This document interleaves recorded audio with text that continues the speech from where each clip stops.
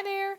In this video, we're going to talk about side, side, side, and side, angle, side triangle proofs. So what are those? We're going to use the two-column method, which is the statements and reasons, to prove that triangles are congruent. And we're either going to use the side, side, side theorem or the side, angle, side theorem. So I want to just briefly talk about both of these.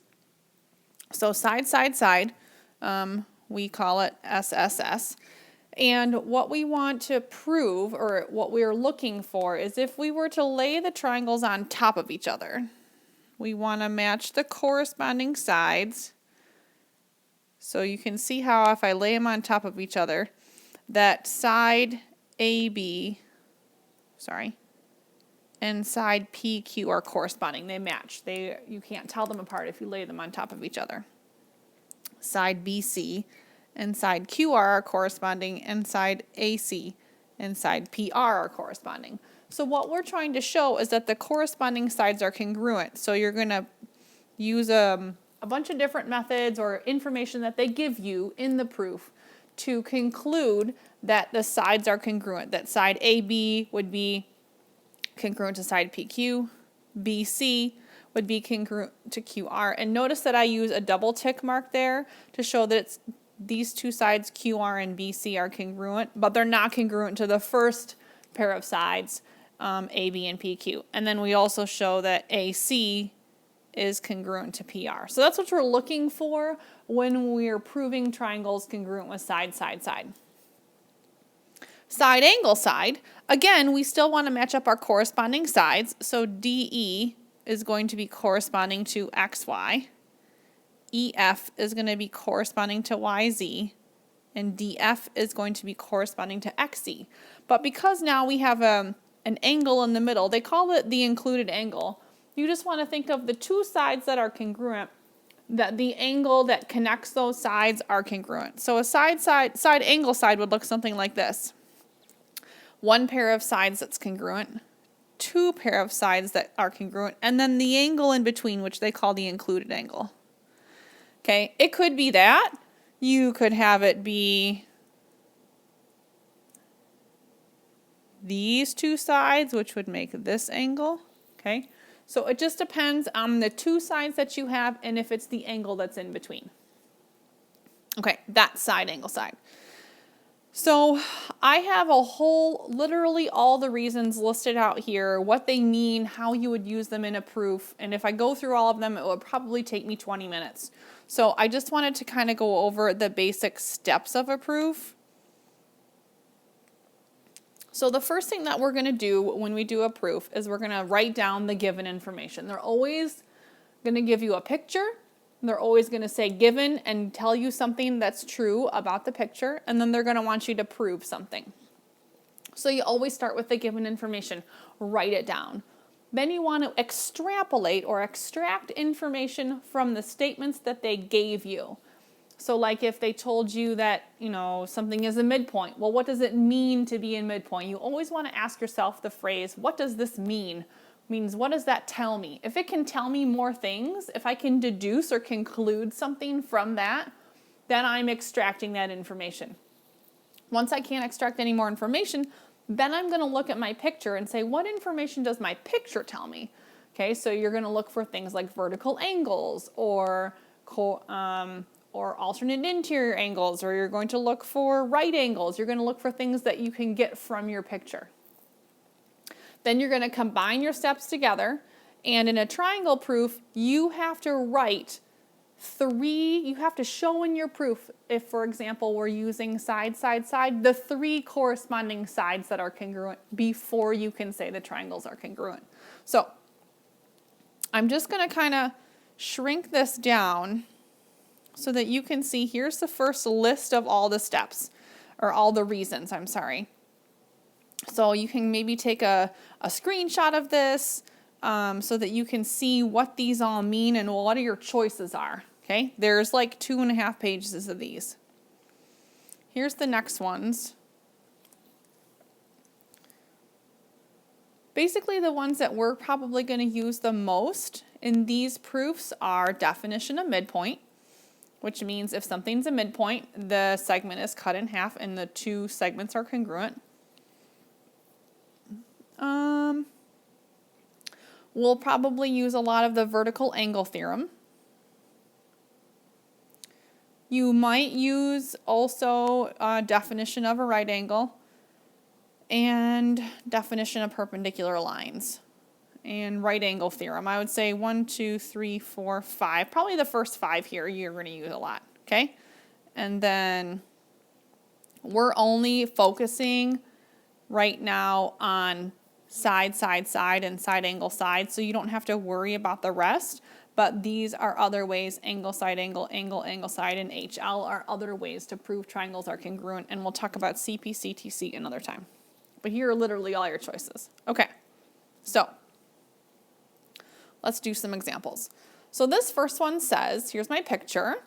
I'm given that EF is congruent to GF, and DE is congruent to DG, and I want to prove my triangles DEF. So DEF, so this triangle is congruent to triangle DGF. So the two smaller triangles are congruent. Okay, here's what I do. First thing I'm going to do is I'm going to write down my givens. As I write down my given, I'm going to mark it congruent in my picture so that I can remember what I have. So I'm going to say EF is congruent to GF. That's given. And then I'm going to mark it. Okay. Then I'm going to say DE is congruent to DG. That's also given because they tell me. DE is congruent to DG. Okay. Now, that's all they give me. I have to prove that my triangles are congruent. So, things that I'm going to look for. Does the EF being congruent to GF tell me any information? Does it mean anything to me? No, it's just telling me that two segments are congruent. Same with line 2, DE is congruent to DG. What I do happen to notice is if I look at these two triangles, if I look at this triangle and this triangle, do you see how they both share this purple side? So, this is one that comes up a lot. I can say that DF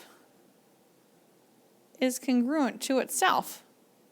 And I'm saying DF in the green triangle, so like this DF represents the DF in the green triangle, and this DF represents the DF in the orange triangle. And something is going to always be equal to itself, right? Something is equal to itself by what's called the reflexive property. I remember that because it's kind of like reflection in the mirror and you see yourself. Something is equal to itself. Okay, so I'm going to mark it.